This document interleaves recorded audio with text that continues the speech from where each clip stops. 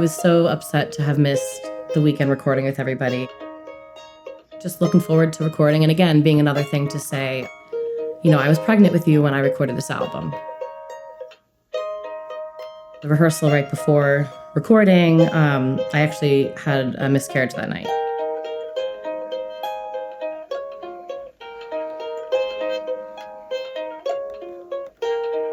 It was really scary. I don't need to go into a lot of detail, but I ended up in the ER, and I'm such a people pleaser. And so I remember thinking, I'm in the hospital. I can't record this weekend. I'm going to let everybody down. And I felt so, oh my God, it was insane. The second I texted everybody, they just were so supportive and so sweet and just they're like, this is ridiculous. Don't care. Don't worry about us. Are you okay? It was a lot of that.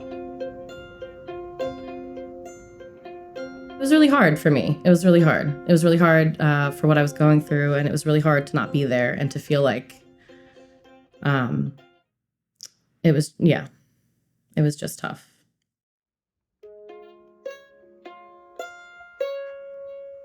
I could not be more grateful for how all the guys handled it, because when you're in a band with a bunch of guys, that I could feel so comfortable to be honest with them meant a lot to me. And that they were all supportive, and Todd as well. Todd reached out, and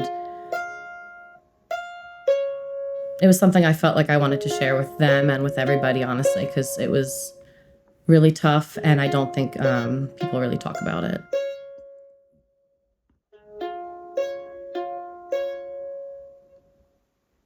I was, of course, devastated, and it's been tough. And even thinking about, there were certain gigs that we had booked that I thought, I'm going to be 6 months pregnant for this gig, and I'll be so cute and pregnant and things like that. So to go to these shows and not be pregnant anymore, stuff like that, it was always like a reminder, I guess. But I couldn't be more grateful for their support and their love that they put around me for this all. So.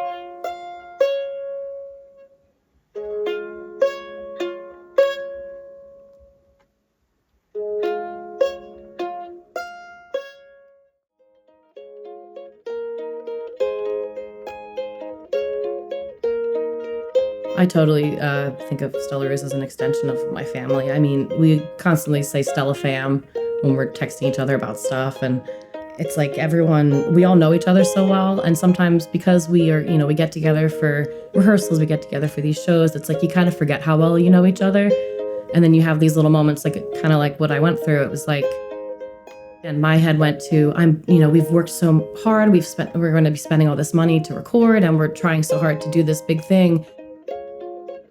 That in my head, I was like, how are they going to do these parts if I'm not there? And we're trying to do, and it's like any family does. They have your back, and we all have each other's back, I think. Having her be there for those live sets, there's nothing like it.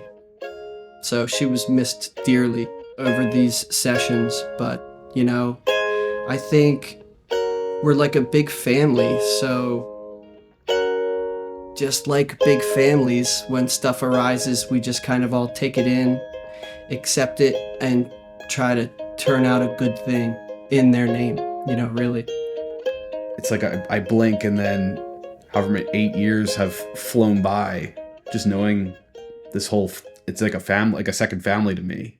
And it's something really special that they've been able to keep it going, and they're still putting out new music and creating a sound that is uniquely Stella Ruze. Are you confident that at some time she'll be able to come back and add her voice? Oh yeah. I mean, she's incredible. And yeah, I mean, I'm not worried about that at all. Her and Brendan harmonize so good together. I'm looking forward to hearing her sing lead, like Rhetoric. I think Mason sang it today just so everybody could get through it. He wrote the track, but she kills it. In the demo, already sounded good, just like live. It's going to sound so good when she actually lays her parts down, plays some mandolin on it. She's definitely adds that magic fairy dust to the whole thing. And yeah, I mean, I have no doubts she'll be able to bring it and make this I guess, depending on when she comes, she'll either be the icing on the cake or the sugar that makes the whole cake extra sweet. I don't know. One of the songs we recorded, I'm not sure what we're calling it yet, but for now we'll say Miss Your Smile. It's a song that Ted wrote the music for, and he brought it to rehearsal one night, and he shared with us, because his father-in-law had passed away a few years ago, and he shared with us that that's what the intention he had when he wrote it. And when he brought that up, Alex's brother had passed away a little while back, and so we were just talking about loss and things like that. And so I went home that night and I wrote all the lyrics like in one sitting, because I loved the melody line, and I kind of went home and was just like, I want to do this. And so I took pieces of what they both shared with me, and I wrote the song. So I just wrote the chords and the melody, and Katie wrote all the words, and they're really great. So it sort of came to me when Meg's dad passed away. We just had a lot of downtime, so I was sort of sitting there playing guitar and trying to play something pleasant instead of like getting on everybody's nerves. So I guess that's where that came from. When I wrote the song, it was before I had my miscarriage. And so when I recorded it, I now had a tie to the lyrics in the song that I didn't intend when I wrote it. So I felt like that was really intense in a way, but I hope that it brings out maybe a different performance than it would have if I had recorded previously, if that makes sense. So it was one that I'm really proud of, and it felt really good to do. Katie is definitely the melodic songbird of the band who just has so much soul.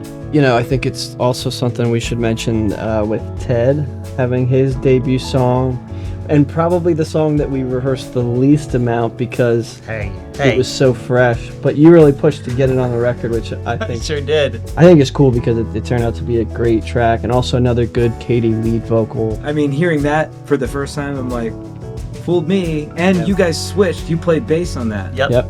Got to play bass again. Yeah, that was great. No question. I mean, and that was where we had an opportunity over the summertime where you were kind of in and out of it summertime because you were dealing with your house stuff, and it was at that New damn house place in problems. fucking Manayunk, but we still managed to get together for like 8 or 9 weeks in a row, and it was just different people every week. That was the key moment where like it was me and Sean and Ed and Katie, and Mason was kind of in and out, Brendan was kind of in and out, but between the four of us we were able to get the construct of that song together and lay it down. Now, have you guys played that live yet? No. No. No. Nope. We haven't. Oh.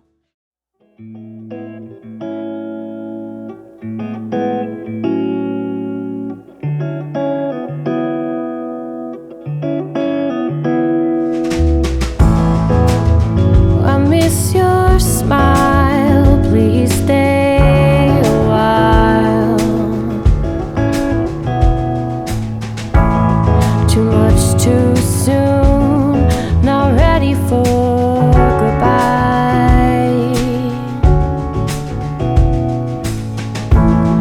The days go by, I just run through the motions.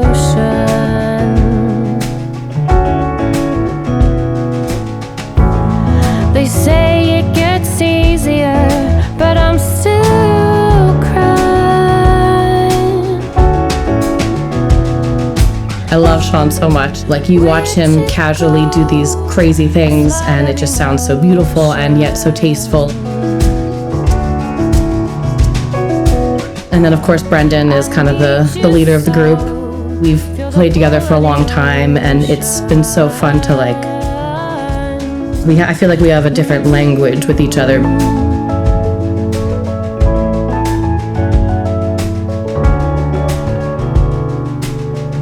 Got Alex with the trumpet, which of course adds such a beautiful layer. And not only does he do the trumpet, but I love harmonizing with Alex, and he always reminds me of Bert and Mary Poppins with he's got the drum on his back, the tambourine tied to his leg. He's playing 10 different percussion things at one time and passionately dancing the whole time. And it's just a joy. Well, the nights are long.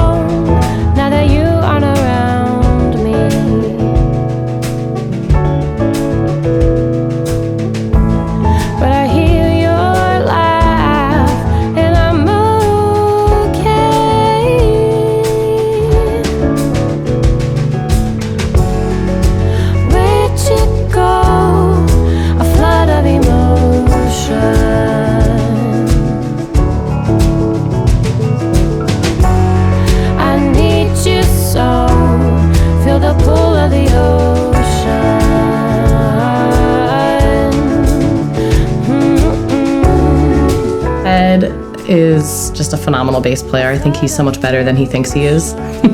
He's awesome, and he's just the sweetest person, so it's just so much fun to play with him and to like casually turn around and he's ripping a bass solo, wearing some ironic meat shirt and just ripping it.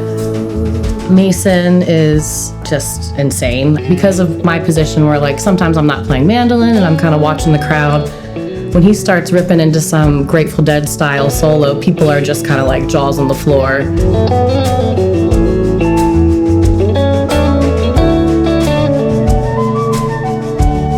Gabe is just like insanely talented. We are so lucky to have him. He plays with so many other bands in Philly. So it's so amazing that we can kind of hear a sound in our head and he can just perfectly execute on like 10 different instruments, whatever part we're talking about.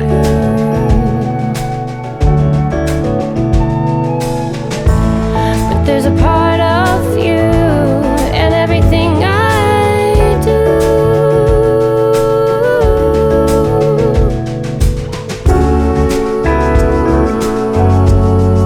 A flood of emotion, and it's all blue,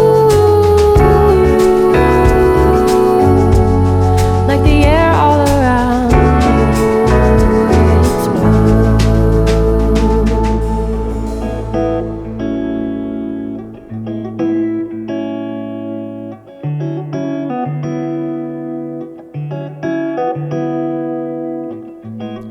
I miss your smile. Please stay a while.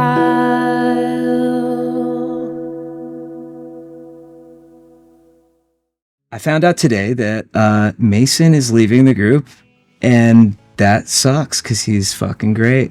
And his contributions are epic to the group. And I mean, I just hope that they can find someone on his level that is good, that vibes with everybody. And it's a bittersweet moment, but it's kind of cool because it's like he's going to bring his A game and he wants this to be as good as everybody else does. He tried to quit once. We didn't let him. I was a big proponent of not letting him quit this band. I tried to impress upon him many, many times that this is as good as it gets right now for you, and you ought to ride this thing until it's really done. To lose Mason is just, it's devastating for us, honestly. Like, I won't sugarcoat it. No one plays like Mason. I didn't support it the first time. I support it now. I just kind of see that ultimately, he's just got to go. He's got to fly. He's got to go do his thing. And, that makes me really, really sad. A live gig, unless it's recorded, it's a fleeting moment, but a record lasts forever. So it's great. He's put in all the work to lead up to this moment, and it's really awesome that he's giving these songs, this batch, like his final send-off. Like, I think that's super cool and very important, and like he's up for it. And sad to see him go, obviously, but it's super cool that they all get to collaborate for one last time and make a great piece of art, and then on to the next chapter, whatever that is. So It's like The Last Dance. yeah.